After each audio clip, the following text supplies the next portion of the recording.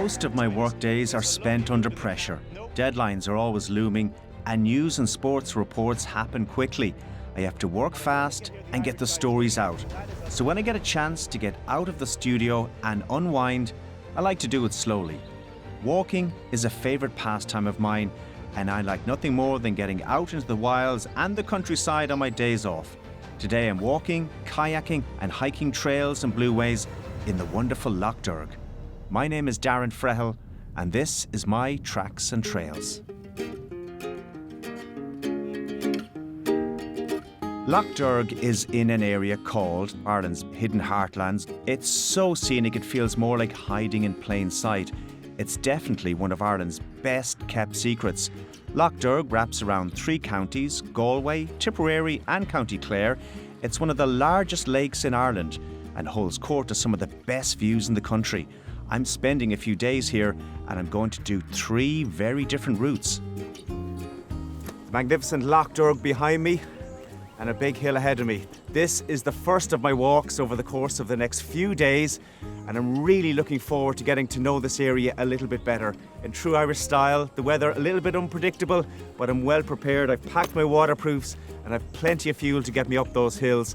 And of course, I have my maps downloaded onto my phone. I'm really looking forward to this.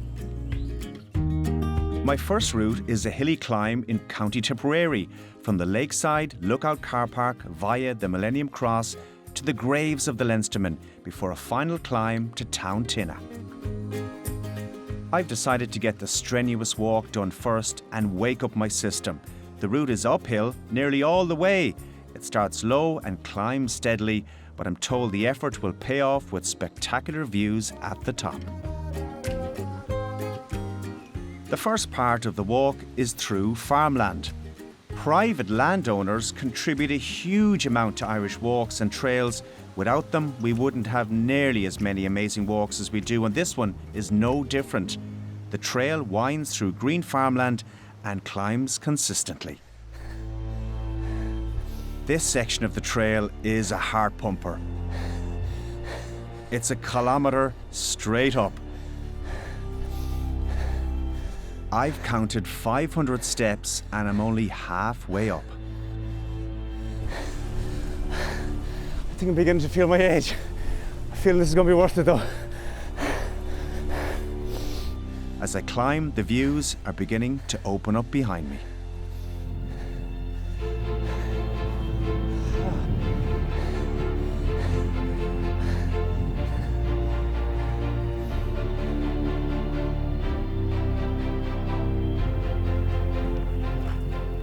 Oh, that was tough. One of the steepest hills I think I've ever climbed. But just look at the scenery, 360 degrees of stunning beauty. It just makes it all worthwhile. I think I'll pause for a moment or two just to gather my breath before I go on with the journey.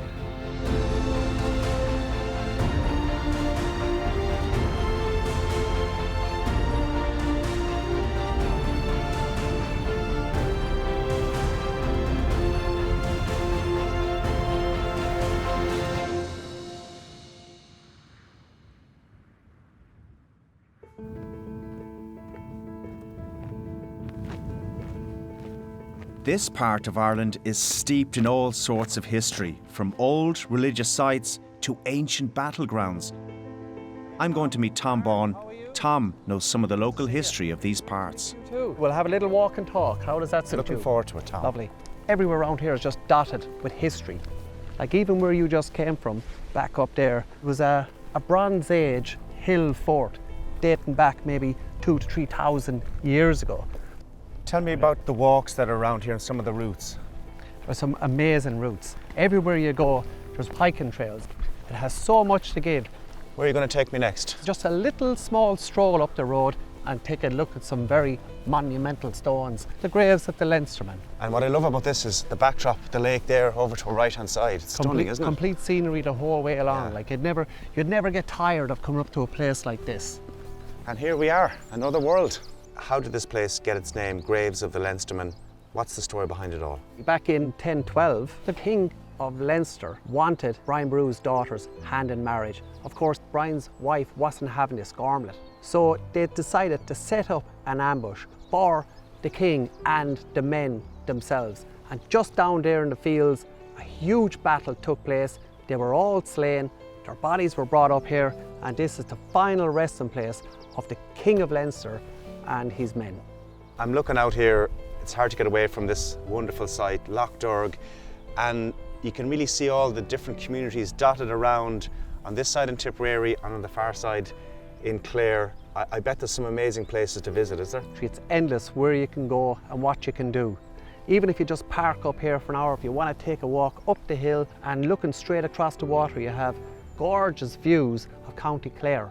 Tom, I really enjoyed walking with you today, and I really enjoyed the stories as well. Where am I off to next? Darren, your journey is going to take you up this path to the top of Tountinna for some splendid views, and I will hopefully see you in the future. Hope so.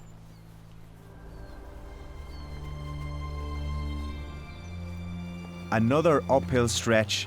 This is the final leg of the trail, and it will take me to the highest point around Lough Derg. You definitely need a certain level of fitness for this walk. It's taken me 2 hours so far, and it's been fairly strenuous. However, if you do want to do this trail, it can be done in sections. There are car parks at every high point, so you can choose small sections or the flat sections and then drive to the higher points. The choice is yours. The final ridge overlooks 7 counties, and on a day like today, the lake really looks at its best.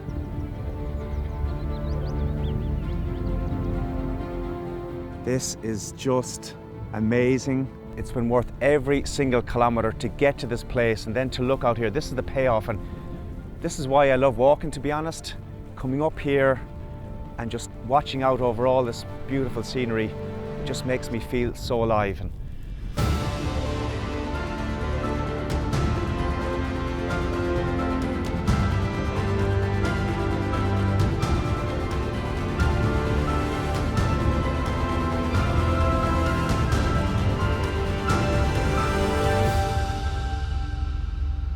well, that brings an end to the first part of my walk.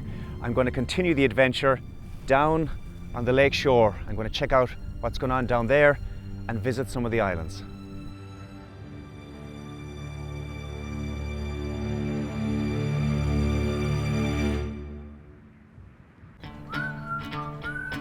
Much of the activities around Lough Derg happen at water level. I'm driving to Mountshannon for a trail that's a little more immersive. Mountshannon is 40 minutes from where I ended my last walk, and I'm doing a Blueway trail here. This trail will take me across Lough Derg to Inish Cealtra. From there, I'll paddle to the Scarriff River to finish my trail at Reddan's Pier.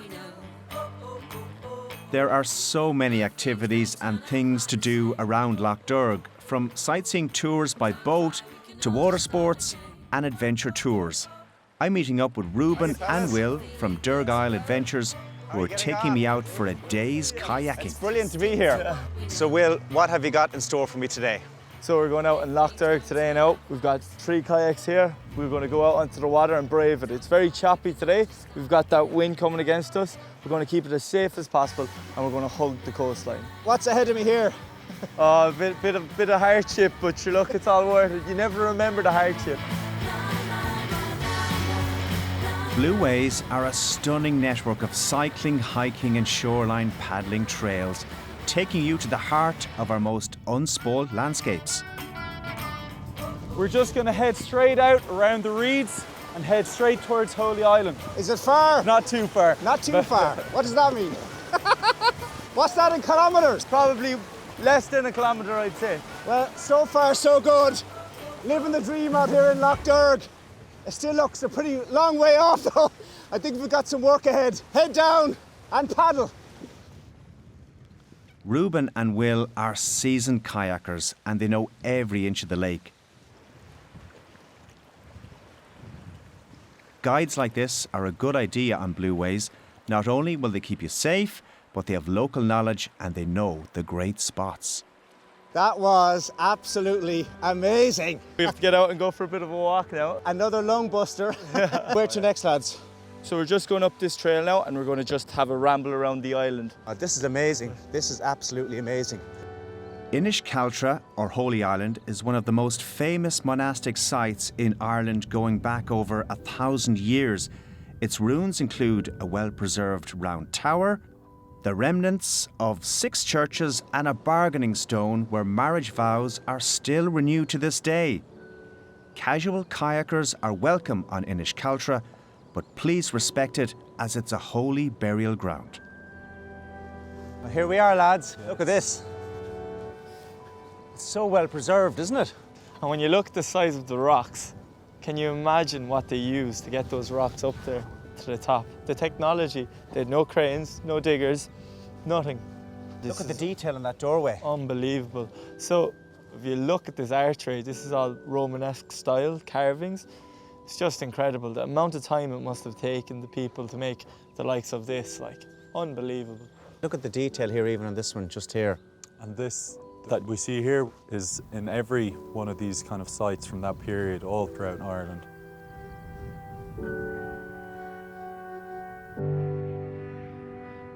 Reuben, we're back out in the Blueway. Where are we off to next? We're going to head up the Scarriff River and take a look up there. Okay.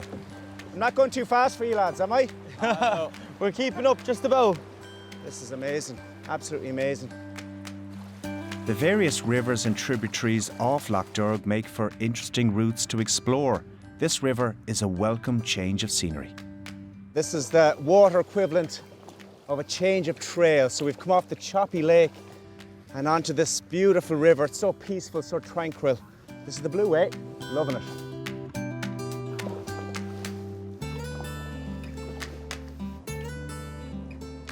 Well, fellas, thanks a million. Reuben, thank you, sir. Problem. And Will, been lucky enough to trek so many of the mountains around Ireland, but this was a trek on water today. I highly recommend it, and genuinely, lads, I can't wait to get back down here and meet you again on this water real soon.